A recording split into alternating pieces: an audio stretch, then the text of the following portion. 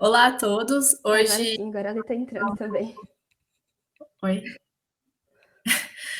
Hoje nós vamos falar um pouco de como o desenho da fachada pode interferir na percepção das pessoas dentro de um edifício.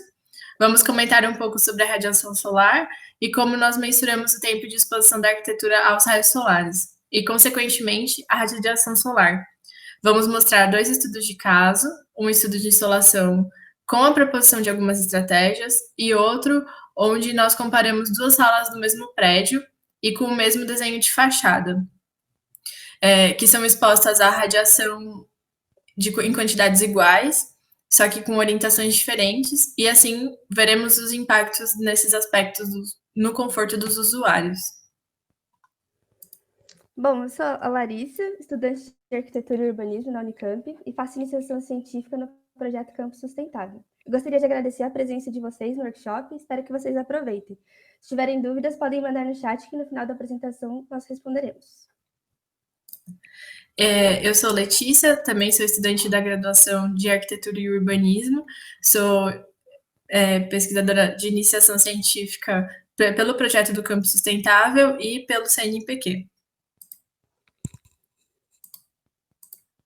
Bom, antes de começar, como a professora Lucila bem explicou, quando vocês estão com muito calor em qualquer ambiente, vocês abrem as janelas, as portas, ligam o ventilador, e quando nada disso resolve, a primeira coisa que vem à mente é ligar o ar-condicionado, certo? Só que se o arquiteto tivesse pensado nas condições climáticas do local antes de fazer o projeto, vocês teriam menos problemas e, consequentemente, experienciariam um ambiente mais confortável. Por isso a importância de se estudar as variáveis ambientais que a arquitetura está exposta, como é o caso dos estudos solares. Eles fazem parte do conjunto de variáveis que devem ser analisadas para a proposição de uma arquitetura mais eficiente. Além dos parâmetros relacionados à insolação, como a professora Lucila disse, existem outras variáveis climáticas que também devem ser analisadas, como temperatura, vento, umidade e precipitação. Mas hoje eu vou focar um pouco mais na radiação solar. A radiação solar é a energia radiante emitida pelo Sol. Ela é a principal fonte de energia do planeta. Podemos perceber ela como fonte de calor e como fonte de luz, que são as variáveis que mais impactam a arquitetura.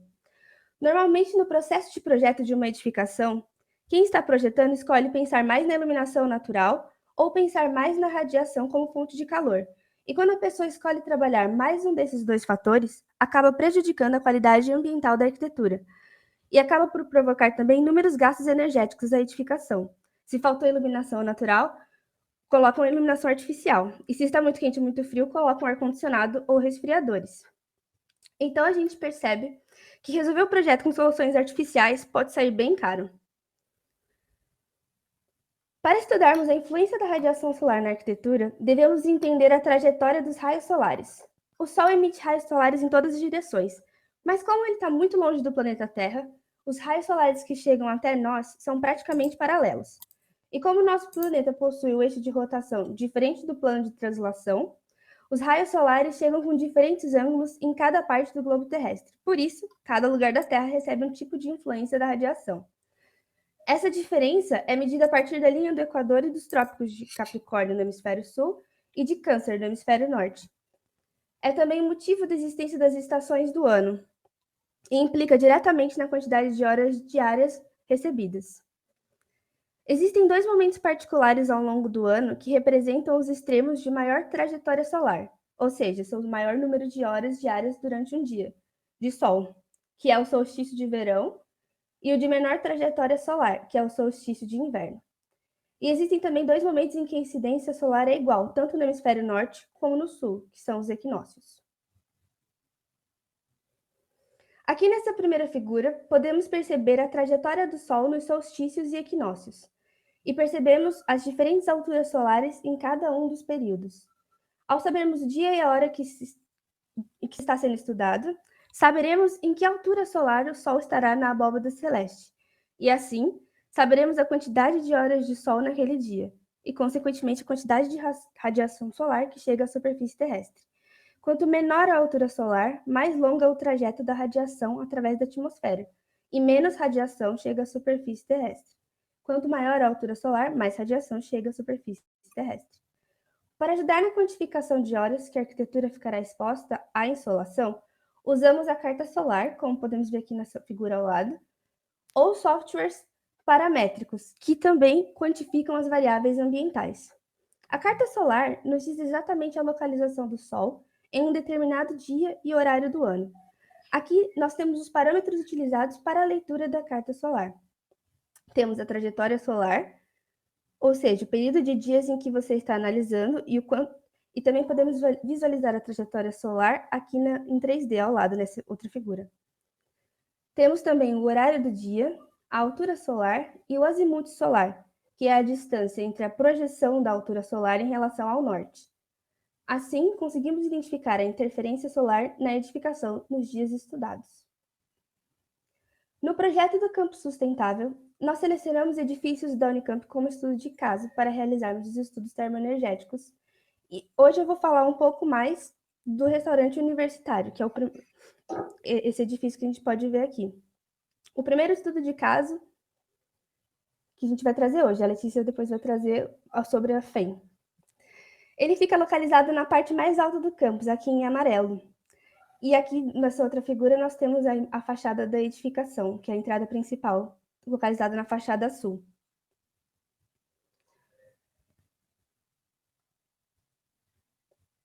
O primeiro passo da análise foi identificar se existiam barreiras que pudessem influenciar no impacto direto da insolação na edificação. E identificamos que o talude a leste da edificação impede a chegada do sol, assim como os dois volumes arquitetônicos em parte da fachada norte.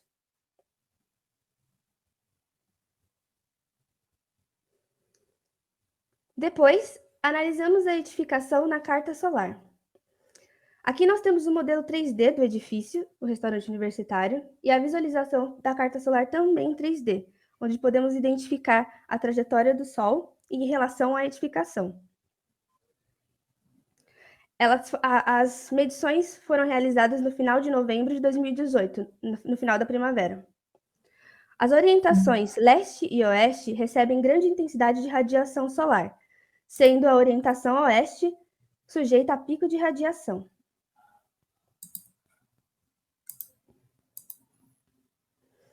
A orientação das superfícies da edificação determina a intensidade da radiação solar recebida. A fachada norte tem incidência do Sol durante todo o ano, e mais direta no inverno, enquanto que a fachada sul tem uma incidência mais direta do Sol no auge do verão e pouca incidência nas outras épocas do ano. A leste ela recebe mais o Sol da manhã durante todo o ano e o Sol da tarde. A oeste. Considerando a radiação solar, nós devemos pensar na localização das janelas nas fachadas que possuem menor impacto, ou seja, as orientações norte e sul. E não é o caso do restaurante universitário, que possui a maior fachada envidraçada voltada a oeste, onde ele localiza a radiação, tem o pior período de radiação.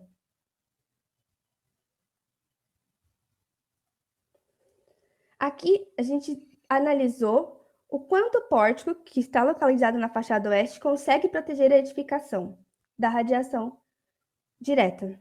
Percebemos na carta solar que a edificação é protegida durante o período da tarde em todo o ano. Entretanto, por mais que o pórtico proteja a edificação da radiação direta, ele não é suficiente para se atingir a qualidade de conforto necessária, como foi levantado em pesquisa realizada com os usuários. Devido a essa ineficiência da arquitetura em prover qualidade ambiental, nós propusemos algumas estratégias que poderiam melhorar as condições de conforto dos usuários. Na fachada oeste existe um talude na frente da edificação, com pouca vegetação.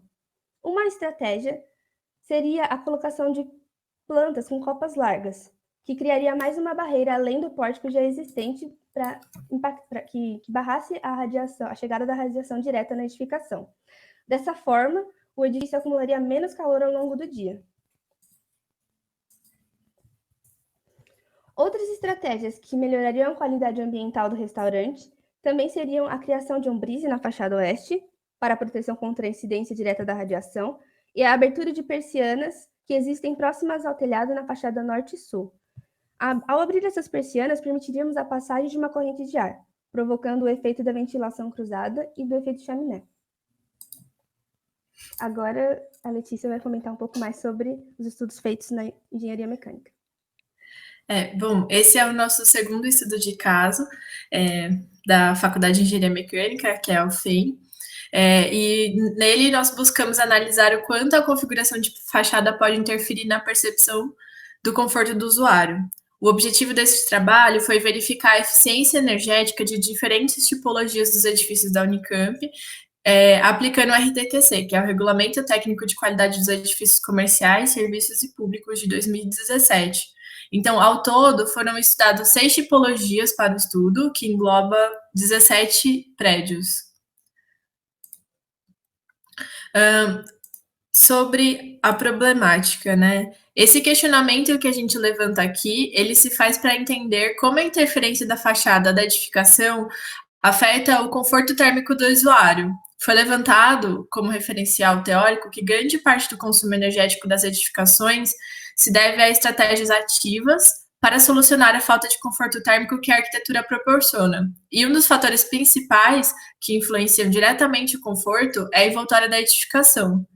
Esse elemento construtivo é responsável pelas trocas térmicas com o entorno e pela admissão da luz natural, que são fatores essenciais para o estudo do desempenho energético da edificação e para o alcance do balanço térmico. Entendemos também que as estruturas de sombreamento, como Bader afirma, podem reduzir a interferência direta da radiação de no mínimo 32%, e por isso o estudo dessa estrutura compõe parte fundamental da pesquisa. E por que edifícios públicos, né? A escolha do estudo dessas condições nas edificações públicas, ela surge a partir da constatação de que as construções da Unicamp são antigas. Mais de 50% das edificações destinadas a ensino e pesquisa possuem mais de 35 anos de construção. E atrelada a essa justificativa, estamos em busca de melhores práticas para alcançar operações sustentáveis em instituições, integrando a sustentabilidade, a pesquisa e ao ensino.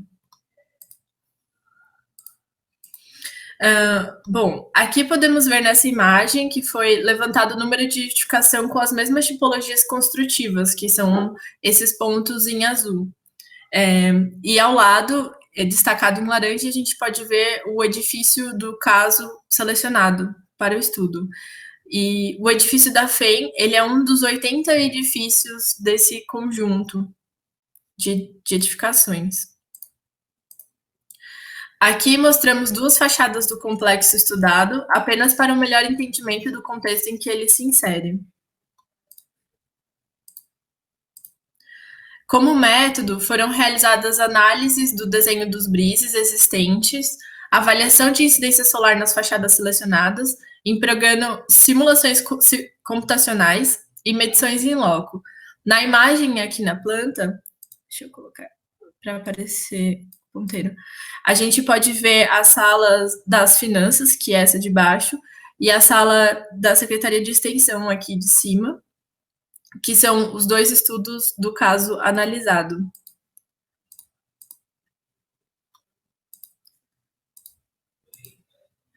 Bom, os resultados eles foram obtidos através da observação de características da envoltória, como área de janela, tipo de vidro, existência e dimensão das proteções solares, a forma, o método construtivo e a avaliação do comportamento dos usuários. Então, aqui na imagem, a gente pode observar as janelas, suas propriedades, se possui cortinas ou móveis nas frentes.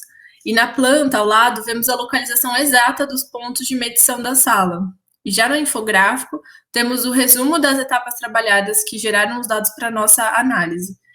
Em termos de aplicação dos questionários, ela foi uma avaliação com os usuários feita por meio dos parâmetros existentes da ISO 7730 de 2005, que utiliza os critérios de PMV para inferir a adequação ou não das condições térmicas do ambiente.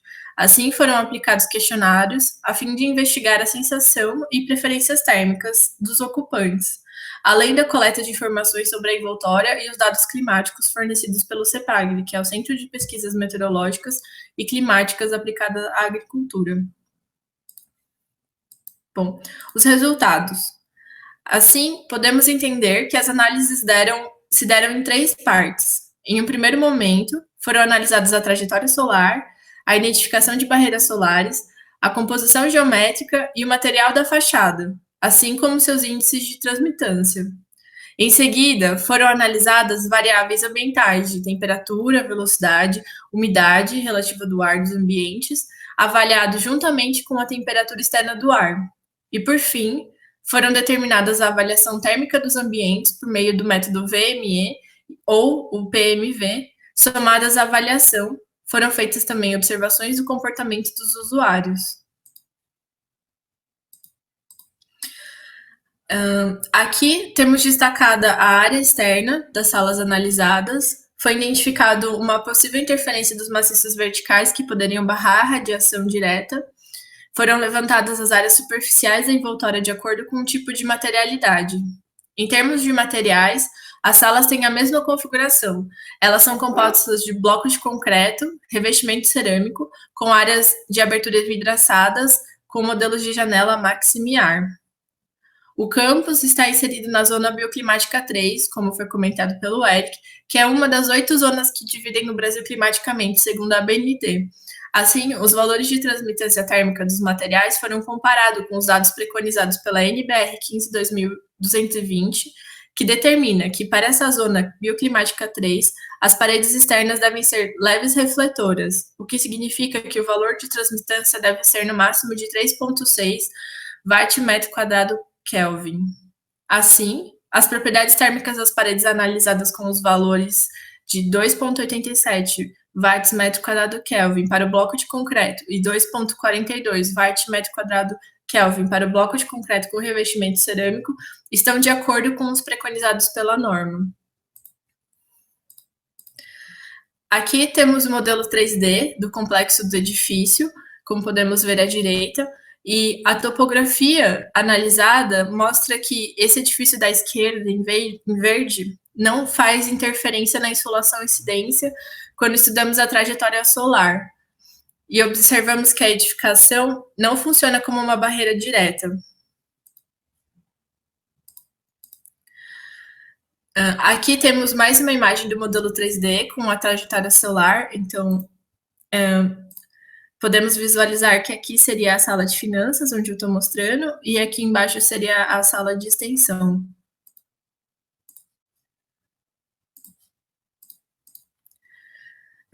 Nessa imagem, nós temos um corte e um detalhe da estrutura modular do brise, horizontal e vertical, que seria a mesma proteção usada para ambas as fachadas analisadas.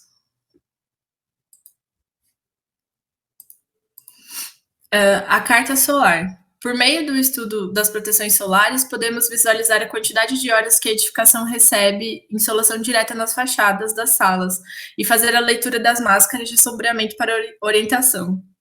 Assim, nós temos, respectivamente, a fachada sudoeste e a noroeste, e observou-se que a forma dos brises existentes oferecem proteção solar somente nos horários das 11 horas ao meio-dia e meio, como a gente pode observar nesses quadrados verdes e destacados na carta, e já na fachada noroeste, durante o período do meio-dia a 1, o que comprova que a atual configuração dos brises verticais é incipiente para a quantidade de insolação de ambas as fachadas. A carta mostra que os brises externos têm um baixo valor de ganho térmico e controle de luz solar. As tabelas ilustram que o comportamento das variáveis ambientais nos dois pontos, tanto na sala de finanças como no ponto na sala de extensão. Podemos perceber que as temperaturas internas estavam menores do que as externas. Devido ao uso do ar-condicionado, apenas no horário das 9, as temperaturas externas estavam mais próximas a internas, pois nesse momento ele não estava funcionando. Além disso, a temperatura radiante média fica próxima à temperatura interna, demonstrando que não existem grandes fontes de radiação. Complementando as análises, comparamos os dados de radiação incidente na fachada com os dados de transmitância dos materiais e percebemos que o fluxo de calor é elevado, pois nos horários medidos a temperatura do ambiente externo era maior do que a temperatura do termômetro de globo. Assim, essa diferença de temperatura promove o ingresso do calor para dentro do edifício. E aqui a gente tem a análise do VME, que é o voto médio estimado, e o PI, que é a porcentagem estimada de insatisfeitos. Percebeu-se que os dois ambientes têm a sensação de desconforto para o calor, e a porcentagem estimada de insatisfeitos chega a quase 25% na sala de finanças e 27% na sala de extensão. Segundo a norma americana de ar-condicionado, um ambiente pode ser considerado confortável quando se tem até 20% de insatisfeitos. Dessa forma, as salas analisadas podem ser consideradas desconfortáveis termicamente, mesmo com o valor chegando próximo a 1, que seria o resultado para o conforto, e mesmo com o ar-condicionado ligado, como eu falei anteriormente.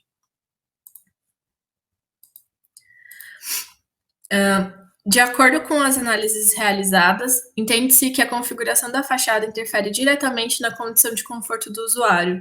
As possíveis barreiras solares do entorno próximo não se configuraram como uma interferência direta e efetiva nas duas orientações. Os principais pontos de interferência no conforto foram a materialidade e o desenho do brise. As análises das máscaras mostraram que esses não protegem efetivamente o usuário da exposição solar direta. Aqui temos algumas referências que usamos para construir o material que a gente apresentou hoje para vocês. São as nossas referências bibliográficas.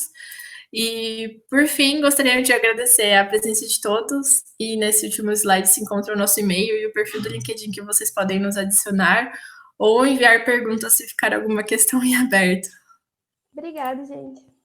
Muito obrigada.